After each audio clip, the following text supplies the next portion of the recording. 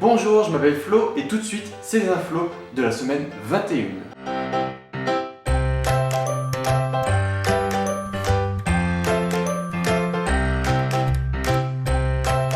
On n'a pas pu passer à côté de cela lundi. Plus de 1600 stations-service sur 12 000 en France étaient en rupture de stock d'après le journal Le Point. En vrai, il n'y a que 800 stations qui sont en rupture de stock totale et 816, c'est très précis, qui ne sont qu'en rupture partielle, d'après les chiffres du lundi. Mais alors, pourquoi cette pénurie? Eh bien, les opposants de la CGT, Confédération Générale du Travail, ne sont pas d'accord avec la loi du travail, du coup les manifestants bloquent les dépôts de carburant. Par contre, à un moment, il va falloir arrêter. Allô? Oui, Michel, c'est Jackie. Qui tu fous? T'es pas à la manif? Bah là, j'ai plus d'essence et je suis bloqué chez moi. J'attends. Ah, J'avais pas pensé à ça. Tout devrait rentrer dans l'ordre cette semaine, d'après Emmanuel Valls. Il a fallu attendre jeudi pour que la situation se débloque un chouïa. L'organisation syndicale a dit qu'ils iraient jusqu'au bout pour retirer la loi du travail. Ce n'est pas l'avis d'Alain Vidali, du Parti Socialiste, qui ne bronche pas et qui n'a pas peur. Ils vont quand même modifier la loi. Pas peur, mais il y a des limites. La pénurie pose problème pour le ravitaillement des véhicules prioritaires, comme les ambulances, les pompiers et les médecins. Mais les gens, quand on parle de pénurie de carburant, ils sont un peu foufous. Bonjour monsieur, reportage pour les infos. Vous aussi, vous avez été victime de pénurie de carburant, c'est pour ça que vous faites le plein, n'est-ce pas? Ah non, mais moi il me manquait 10 litres de carburant dans mon Audi TT. C'est jamais si je suis à sec. Mardi, une info surprenante du journal Le Parisien. En effet, samedi dernier, l'émission de TF1 Star Sous Hypnose a été diffusée. Jusque-là, tout va bien.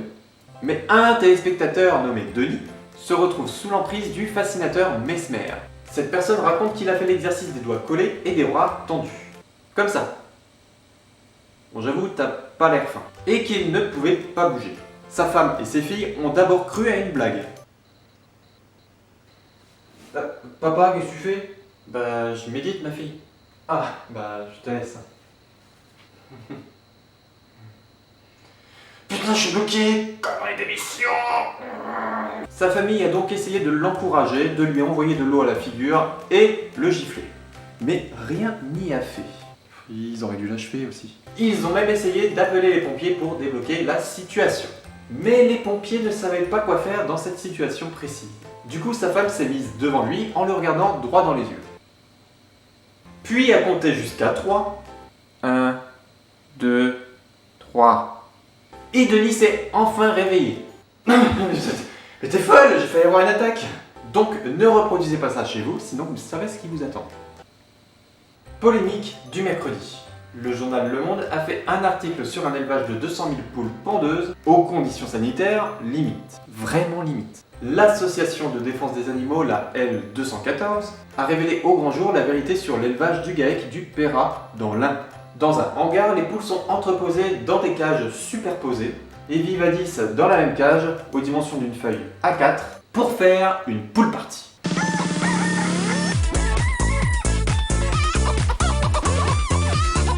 En fait, c'est pas trop la fête dans les cages. Les poules se font mal aux pattes puisqu'elles marchent sur un grillage légèrement incliné et dans leur fiente. On peut même rencontrer des cadavres de poules dans les cages. Bon, ça ressemble pas tout à fait à ça, mais si vous voulez aller voir la vidéo, le lien est dans la description. L'association a même trouvé des puces sur les poules et les œufs et des asticots blancs au sol. Je suis pas bien. Les œufs de cet élevage sont distribués dans les magasins Carrefour, Auchan, Système U, Intermarché et le groupe Casino, sous la marque pourtant connue de Matine. Ce n'est Matine. Non, c'est pas moi. On reprend. Pour vous aider à choisir vos œufs, voici ce qu'il faut savoir. Les numéros 2 vont de 0 à 3. 0 pour les poules élevées biologiquement, dans la nature, blablabla. Jusqu'à 3 pour les poules élevées en cage. Bon, après, t'as le prix qui peut te freiner aussi. Alors, les 6 œufs fermiers, 15 € et les 12 œufs en cage, 1 €. Franchement, j'hésite.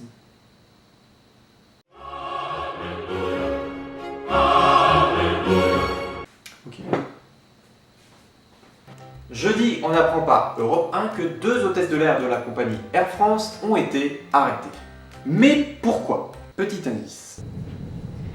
Monsieur, désirez-vous quelque chose? Et qu'est-ce que vous avez comme boisson? Donc nous avons de l'eau plate, de la bière, de la limonade ou de la coke, du Coca-Cola, pardon, ou du Coca s'il vous plaît. Vous m'en mettez 50 grammes. 50 centilitres. Excusez. Vous avez deviné? Les deux hôtesses de l'air ont fait passer de la cocaïne de la Guadeloupe à la France, puisqu'elles ont fait cela depuis plus d'1 an dans un réseau familial sans se faire choper. Enfin, jusqu'à maintenant. Air France, de son côté, tient à rassurer tout le monde. Il est plus facile d'introduire de la cocaïne dans un avion que des armes ou un explosif. Une question comme ça... Pourquoi ils disent ça au juste? Non mais c'est bien, comme ça tous les trafiquants voyageront en avion. Merci les gars. Dernière info, celle du vendredi. C'est 20 minutes qui s'en charge. Le journal a écrit un article sur la fête des voisins et les petits problèmes qu'il peut y avoir avec eux. D'ailleurs, 40% des problèmes de voisinage sont dus aux nuisances sonores. Moi perso, ça ne me dérange pas.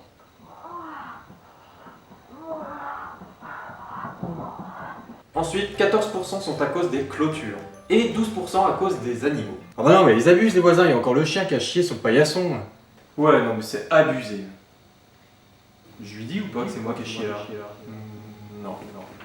C'est dingue parce que nous sommes 84% à avoir des problèmes de voisinage, dont 67% des personnes ont eu besoin de gendarmes pour intervenir.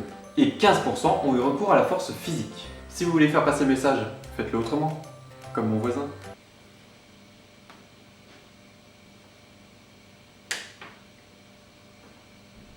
Mais pendant cette fête et après, restez courtois et proposez des petits services que vous pouvez rendre à vos voisins. Et voilà madame. Oh, merci, jeune homme. Je vais vous donner quelque chose quand même. Non, ça ira, merci. Mais si! Non, mais c'est bon. Un petit gâteau alors. Non, ça va. Une sucette. Mais je vous ai dit, c'était pas la peine. Mais sinon, j'ai une tisane. Arrêtez maintenant. Cette peluche. Je vais vous faire mal. Ce tournevis. Désolé, c'était le seul moyen de vous calmer. Du chocolat. Et voilà, c'est la fin de cette vidéo. Merci de l'avoir regardée. Vous pouvez bien sûr vous abonner à ma chaîne. N'oubliez pas ma page Facebook, Les Inflos, et mon Twitter. N'hésitez pas à me dire ce que vous avez pensé de cette vidéo en me mettant un commentaire ou un coup de pouce. On se retrouve samedi prochain. Sur ce, prenez soin de vous. Tchuss!